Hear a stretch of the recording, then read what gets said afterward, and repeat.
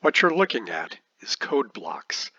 Codeblocks is kind of a hidden feature inside of the TinkerCad website. Codeblocks lets you do all of the things that you can do in TinkerCad, except a program controls them. So you start with basic shapes. You can modify the shapes by rotating, scaling, moving. You can use control structures so that you can do things in loops. And you get math functions so that you can do the various things like the arctangent and square root and division and the other things in this program. So if I were to press play, you would see the different lines as they execute, and you would see the effect that each line has on the creation of a shape to the right. So let's clear the build plate, and we'll start it running.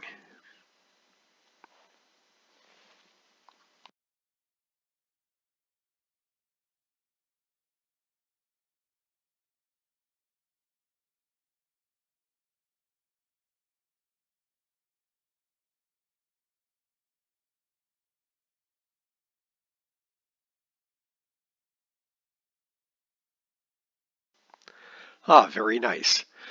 Now once you have this created, you can go to export, and you can export an STL or some of the other types of files that are used by other software packages, and you can run this on a 3D printer and actually get a result.